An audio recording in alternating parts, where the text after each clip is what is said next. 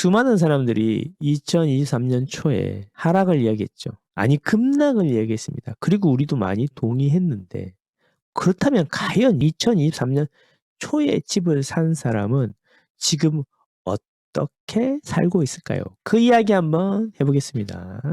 아파트는 망고쌤.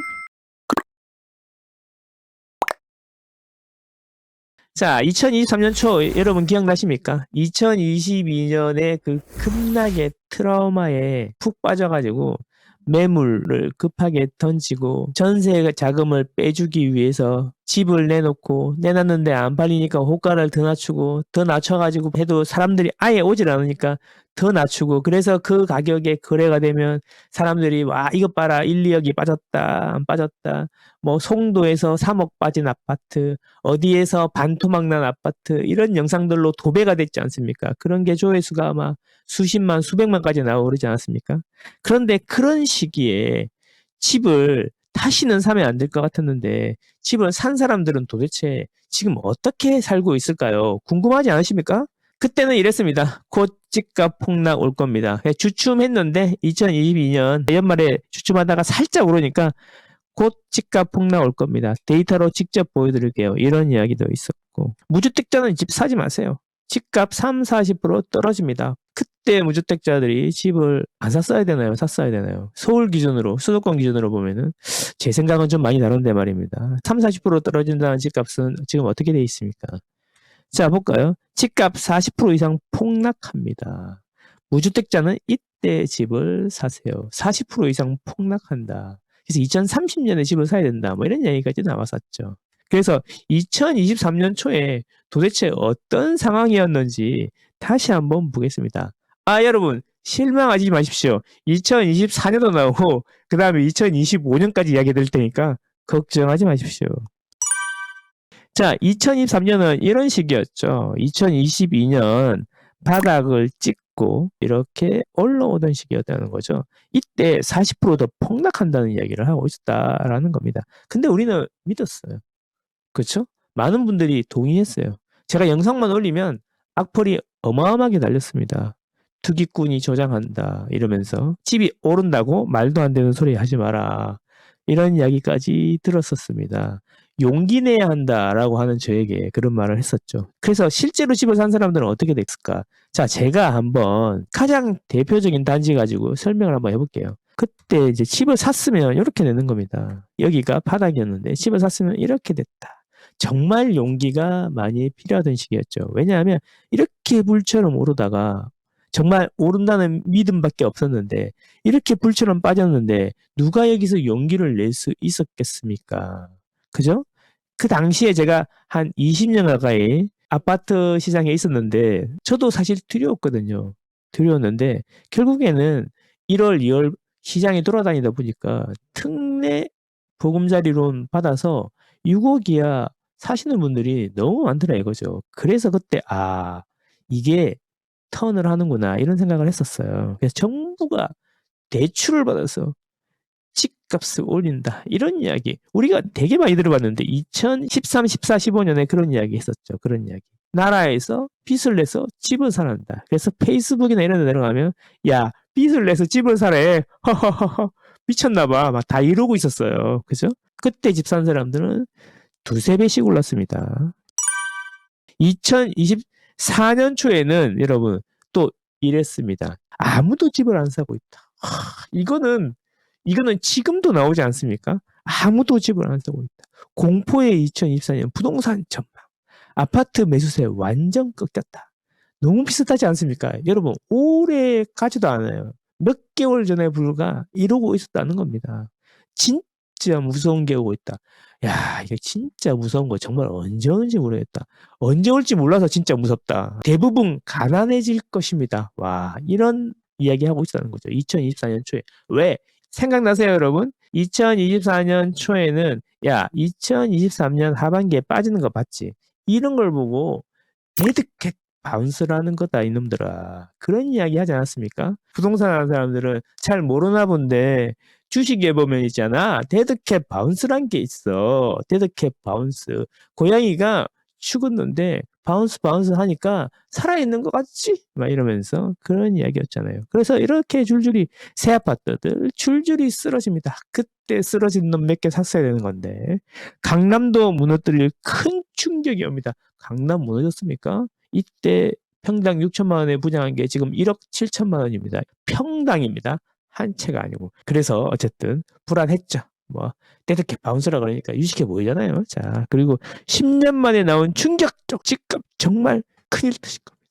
그놈의 무서운 거랑 큰일은 맨날 터진대. 자, 그래서 2024년 초에는 여기에다 좀 더해가지고 대득집 바운스에다 좀 더해가지고 PF 부실 때문에 터질 거다. PF 부실을 선거 때문에 잡고 있는 거다. 그래서 선거가 끝나고 나면은 급락할 거다. 기대해라. 이런 얘기 듣지 않았어요? 자, 그래서 거래량이 감소하지 않냐. 5,800건이 평균인데 지금 1,000건, 2,000건 이렇게밖에 안 된다. 그럼에도 불구하고 주택 구입 부담 지수가 사상 최고치다. 뭔지 몰라? 주택이 너무 부담돼요. 지수가 사상 최고치다라는 거다.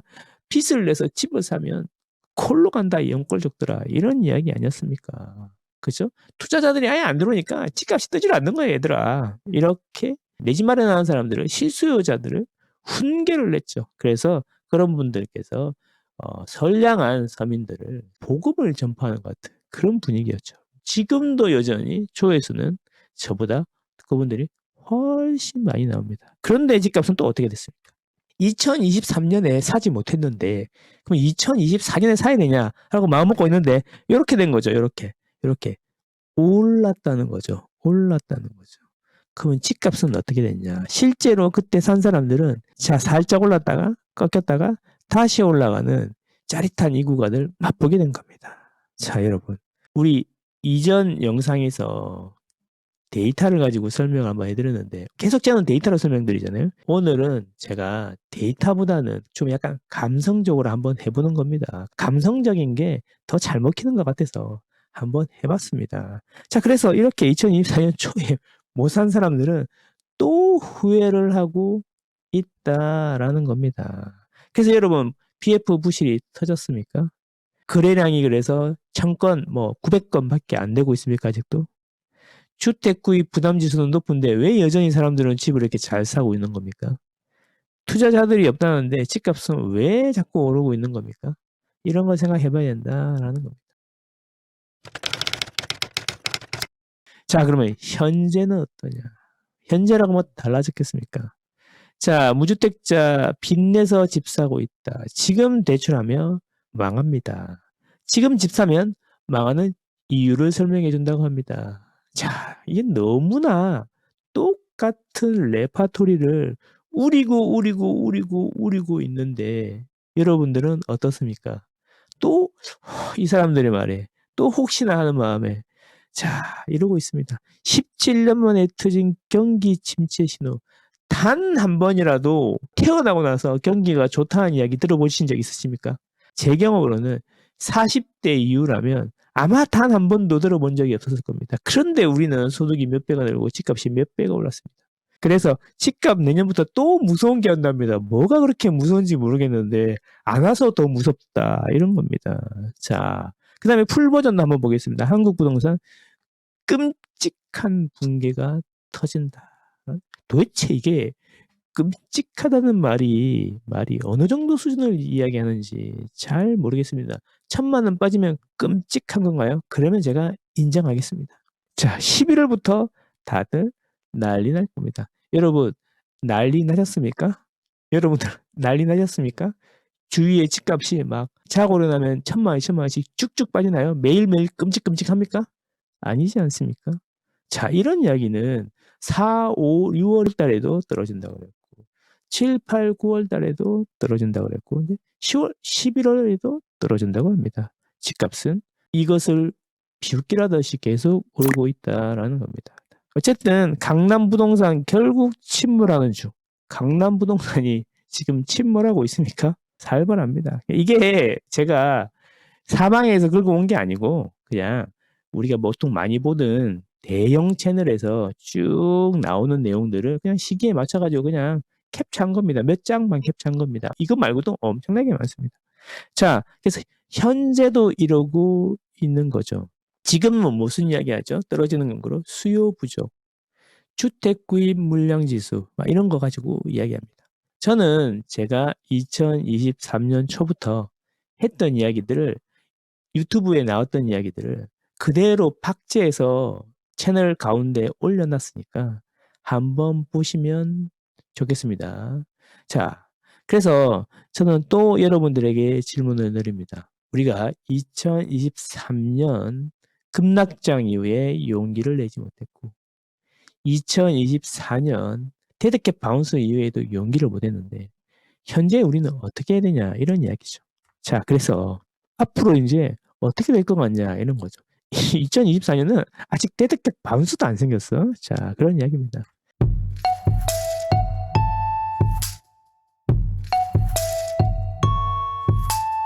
2024년 용기를 낸 사람들을 제가 수도 없이 많지만 저는 이게 단지를 라이브에서 추천하거나 이러지 않지 않습니까? 자, 저는 따로 추천하는 데가 있습니다. 멤버스라고 하면은 거기서 추천을 해드리는데 아주 많은 분들이 올 중반에 사가지고도 막 1, 2억씩은 올랐다고 하시는데 물론 호가고 팔아봐야 아는 거죠. 어떻게 될지 모릅니다만 자, 한 분 예를 들면 우리가 이게 올 초에 9억 이하라고 소개를 했던 건데 물론 이게 이분이 살 때는 가격이 조금 올랐어요.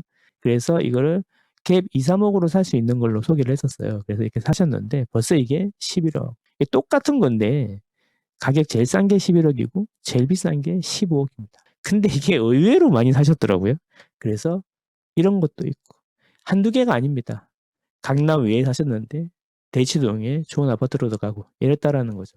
저는 제가 잘나서 그렇다고 설명드리는 게 아니라 그때 제 이야기에 동의하시고 용기를 내주셨기 때문에 이런 일이 있었다라는 거죠. 저는 아까 수많은 폭락론이 있었지만 줄기차게 두 가지만 이야기했습니다. 금리하고 수급으로 시장을 설명할 수 있다.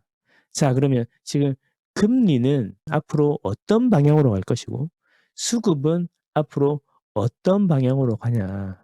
수급이라는 뻔히 정해진 미래에 그리고 한 번 치솟은 금리가 어떻게 가는지 그동안의 수십 년 동안의 경험을 미루어 볼 때 두 개가 상승을 가리키고 있는지 하락을 가리키고 있는지를 생각해 보면 답은 이미 정해졌다. 그래서 2023년에 용기 내지 못했음을 후회하셨다면 2024년에 용기를 냈어야 되지만 2024년에도 용기를 못 냈다면 지금이 그럴 때가 아닌가. 본인에 맞는 전략을 짜서 나가야 될 때가 아닌가. 이런 말씀 드립니다. 여러분들은 현명하시니까 좋은 결정하시리라 믿고요. 여러분과 여러분 가정에 좋은 일들만 가득했으면 좋겠습니다. 이상입니다.